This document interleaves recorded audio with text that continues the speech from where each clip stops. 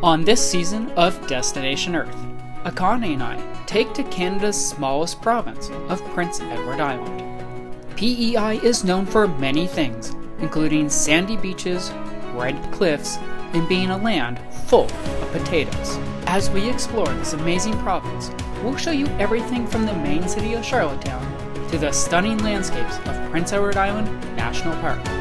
Where are we off to today? Let's find out. Well, we are excited to start our time off here in a new section of the park. So this is the Cavendish part of the National Park, and we're going to be starting with a hike this morning called the Cavendish Dunes Land Trail. It was only the other day that we arrived in this section of the park.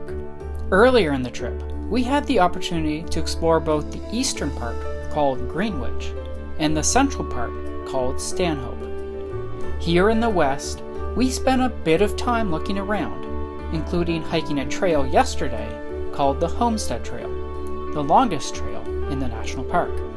After that, we were looking forward to this shorter trail. The Cavendish Beach Dunes Land Trail is a 2.3 kilometer one-way trail. We started off right from the campground. The trail took us through the woods, but soon brought us next to the road before popping back into the cover of the trees. So for those who aren't big hikers, or at least those who don't enjoy hikes with elevation, PEI is probably the perfect place for you. So far we've encountered 0 mountains because there are none here. So every single trail is going to be flat and is relatively short. This area may appear like any other in the park, but in fact, this section is full of surprises. You see, this area is the only stand of trees within Prince Edward Island National Park that is made up almost entirely of sugar maple. Evidence suggests that it may once have served as a woodlot and was selectively cleared. Today, this leafy grove of sugar maples is mixed with a few striped maple, red maple, white birch, and American beech. Did you know that trees help counter global warming by filtering carbon dioxide?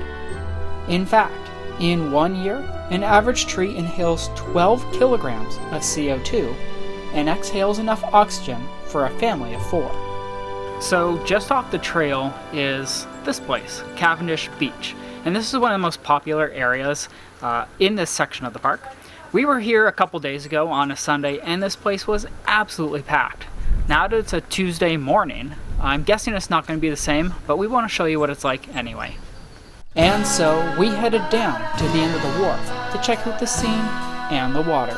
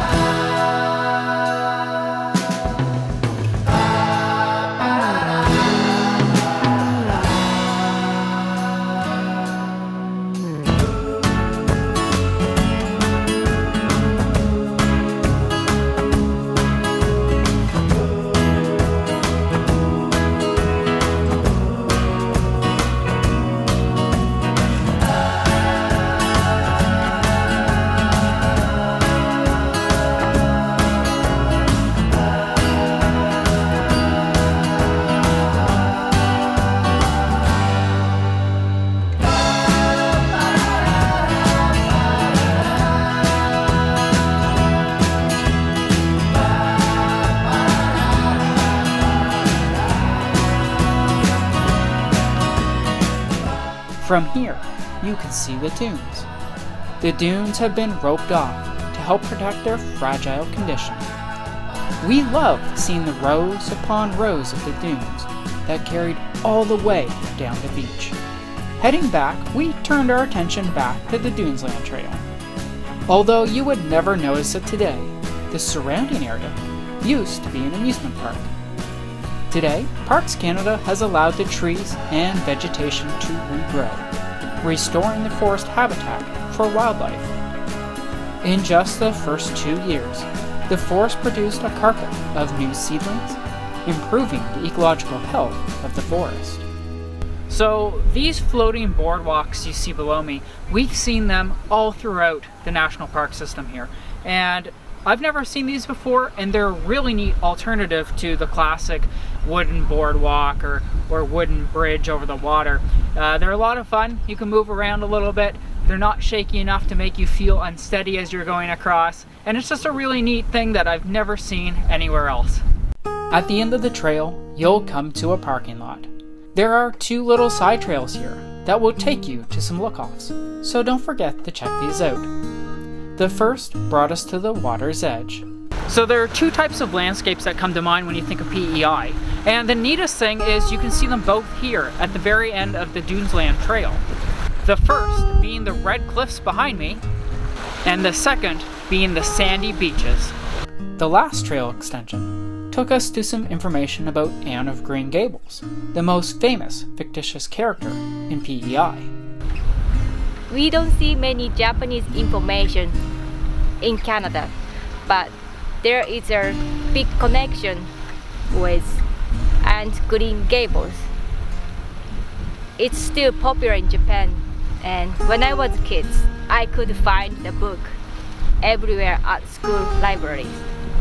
And with that, we wrapped up another trail. Our final days in PEI were just ahead. We wanted to end the trip with a bang, so we saved the most famous attraction for last, the Anne of Green Gables house